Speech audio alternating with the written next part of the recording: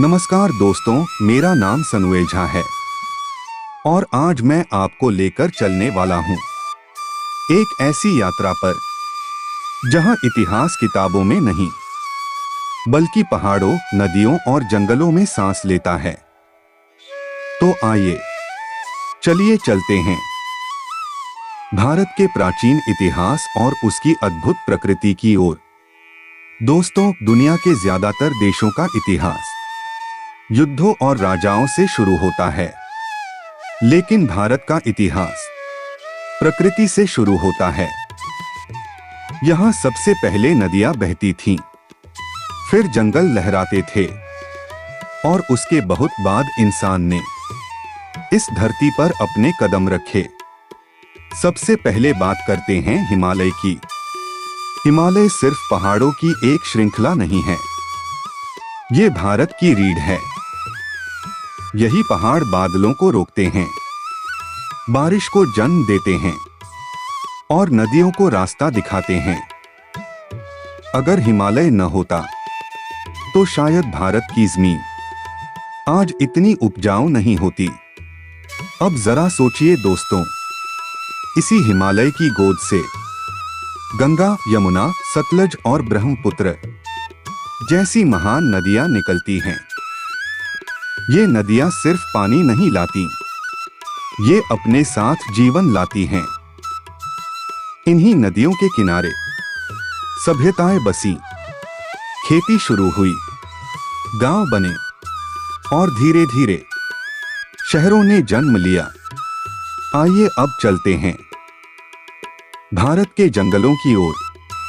दोस्तों, आज हम जंगल को सिर्फ पेड़ पौधों की जगह मानते हैं, लेकिन प्राचीन भारत में जंगल ज्ञान के केंद्र हुआ करते थे।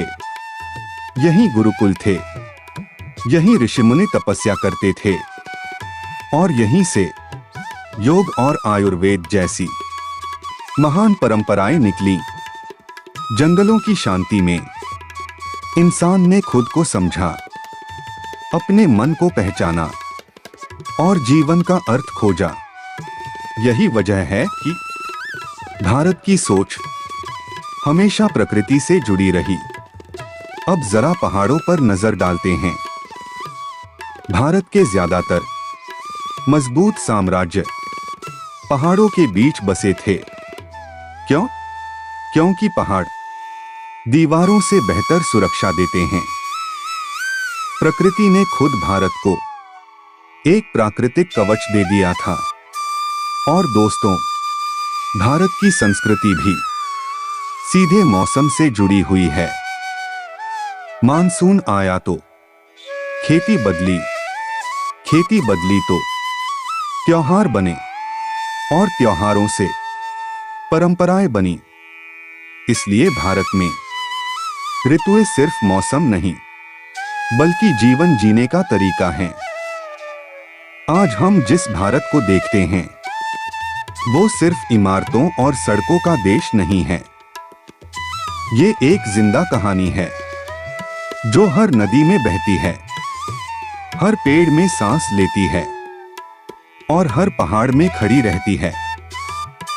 लेकिन दोस्तों, आज हम उसी प्रकृति को नुकसान पहुंचा रहे हैं जिसने हमें सब कुछ दिया। नदियां गंदी हो रही हैं, जंगल कट रहे हैं और पहाड़ खोखले होते जा रहे हैं। हम विकास की बात तो